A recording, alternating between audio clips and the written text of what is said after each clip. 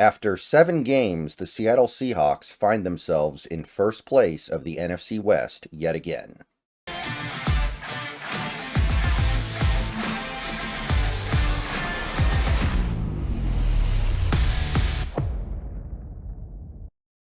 What's going on, everybody? Good morning. It is Victory Monday. We're all feeling good. It's a good win that the Seahawks got yesterday against a good team on the road. In relative blowout fashion, that's a 20-point win. Those are not easy to come by in the NFL these days. They come around a couple times a week maybe, and when your team gets one, especially against a decent team on the road, you have to embrace every bit of it, and we will be. I will be talking a lot about yesterday's game later today. We've got snap count, we got Pro Football Focus stuff to look at. Maybe we'll get some news from the team. Maybe McDonald will bless us with further updates on the health of some of these players. Dunno, we will see. But I want to first, at the start of the week here, before we actually get underway on anything else, I want to open up the conversation with a recommendation for all the people who watch my channel, because the fact that the Seahawks are in first place in the NFC West is probably not news to you. If you watch this channel, you probably know. You probably know that the Seahawks are atop the NFC West. And look, it's not a very good division, right? We're the only team with a winning record in the division. We've got some teams in this division with some real problems. After tonight, we could have a 2-5 team and a 2-4 team. And the Niners, clearly the best of that trio that the Seahawks have to deal with every year right now. They're 1-2 in the division. So it's not a very good division, I understand. And we already did lose to the Niners. So I understand that people might be wondering how much we can really say we're the best team in this division when a team beat us at home. But all I know is that, for the moment, the Seattle Seahawks are in first place. If the season ended today, they would be in the playoffs, and no other team in the NFC West would be in the playoffs. And what I'm going to say is, to everyone watching this video, don't forget to enjoy these moments. I've talked about this before, but instead of thinking about December and January, or maybe even February when you're in this moment, don't forget to enjoy this, where your team's coming off a big win on the road in a big spot where they were underdogs and they take first place in the division because of it. Because this time next week, it could be over. We could lose first place and never get it back. So unless you're a hyper elite team like what we're seeing from the Kansas City Chiefs so far this year, maybe to a certain extent you could say a team like the Detroit Lions is also kind of in that category as well. If you're not one of those teams, you're going to have a lot of up moments and down moments throughout the season, right? Even if you're a good team or a really good team, you're still going to have those down moments. So there are going to be moments as a fan where you're supposed to be happy and moments where you're supposed to be upset. So if you forget to be happy at the moments where you're supposed to be happy just because it's not a Super Bowl, then guess what? You're going to end up being unhappy a vast majority of the time. And how is that good for anybody? It's not good for your mental health. It's not good for your attitude. It's not good for anybody. So just something to think about as we go forward. All right. So one thing I said back there was the Seahawks are in first place right now, but it's possible that this time next week they won't be, and then they never get it back. So let's try to talk about that for a little bit. Well, what are things looking like in the NFC West? How do things look in the division right now after yesterday? Now, the Cardinals play tonight. We don't know what's going to happen in their game yet.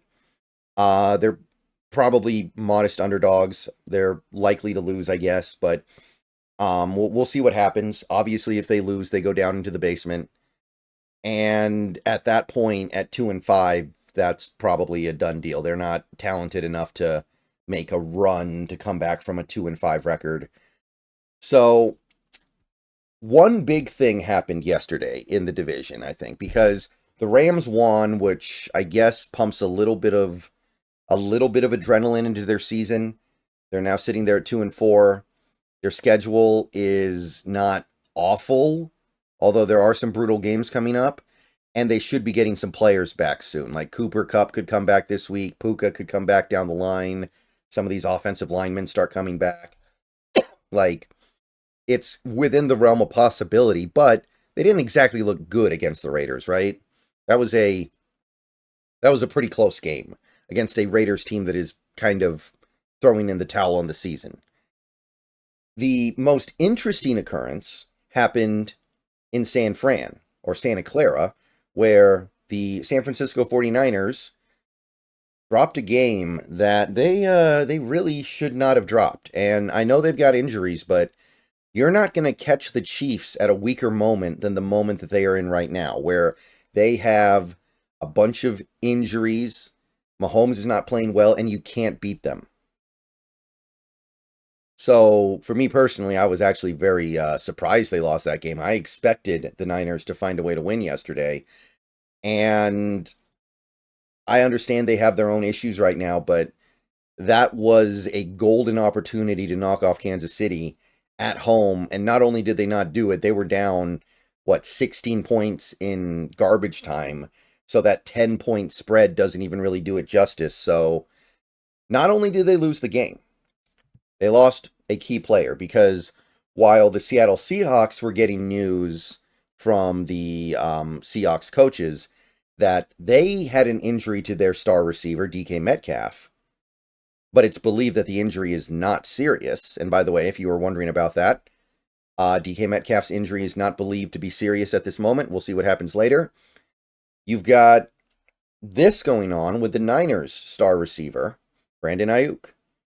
So Brandon Aiyuk is believed to have torn his ACL as of me recording this video. Now, possibly he ends up getting a reprieve, and maybe the doctors find something different. But as of right now, to the best of my knowledge, Aiyuk probably has a torn ACL, which would obviously cost him the rest of the season. It'd be one thing if it happened in training camp or something. Then you could at least have the conversation, but we're in week 7 here. I don't think he'll be coming back at that point. We're almost at Halloween. So that's obviously something that doesn't come back. I understand that Brandon Aiyuk was not playing that well. I understand that. But it's understandable that he wasn't playing that well. He held out. He wasn't with the team in training camp. He wasn't working with Brock Purdy in the offseason when all these other receivers and tight ends were. Now, if you want to say that it's his fault... Oh, excuse me. Yeah. Showed something funny on the TV there. Caught me off guard. If you want to say it's his fault for holding out, okay, sure. But, that's a two-way street. The Niners could have taken care of that contract before it got to that point. So the Niners were probably counting on Aiyuk to be at the peak of his powers later in the season when Kittle's worn out and Debo's worn out. And to a certain extent, you could say a guy like Trent Williams is worn out, right? Because it goes in waves, right? It goes in ebbs and flows. Maybe Kittle and Debo are worn out by the end of the year, but guess what? Ayuk's good to go because he's so young and he's relatively fresh. Christian McCaffrey's good to go because he missed the first part of the season. And then a guy like Jawan Jennings, another young guy ready to go. So that is now off the table. And to me, he is clearly their most talented receiver. He's not their best receiver necessarily, especially the way he had played so far this year. But to me, he is very clearly the receiver that is the long-term stud in this offense, and they certainly paid him like he is. So this is a big loss. I'm not going to sit here and act like, oh, this doesn't matter at all because he wasn't playing well. The Niners getting back on track always involved Brandon Aiyuk starting to play good football again. So the fact that he won't even be out there to have a chance to play well the rest of the season in all likelihood, I mean, that wipes things out a little bit, right? They're still going to get Christian McCaffrey back at some point probably. They're saying he could be back for Dallas. I'm not sure I buy it, but the Christian McCaffrey injury stuff, it's like the Abe Lucas stuff, right? it just keeps going and going and going and going, and you feel like you're getting the runaround and nobody's being honest. So we'll see. But presumably they will eventually get him back. They're going to get Debo back. He was just sick this week. He'll probably play against Dallas. I think Jawan Jennings will be back soon too. So they're going to get some pieces back. But the other thing with the Niners right now, and again, as of this moment, we have to, it's just common sense to conclude that the 49ers are the primary competition for the Seahawks in the NFC West. They got a really tough schedule the rest of the way. There are no breaks on that schedule. That's why they needed to beat the Cardinals and Rams when those teams were so obviously inferior to what the 49ers were able to put on the field. And I know the Niners had their own problems, blah, blah, blah, but you can't tell me for a second that they had any business losing to that Rams team in the state they were in when they played that game a few weeks ago. So that's your main competition, just taking a big hit to their offense. And who are they trying to replace him with now? It's Jacob Cowing, it's Ronnie Bell, it's Ricky Pearsall. It's unlikely you're going to be able to find replacements for Aiyuk's production. So I would say that as of right now, you should be encouraged as a Seahawks fan.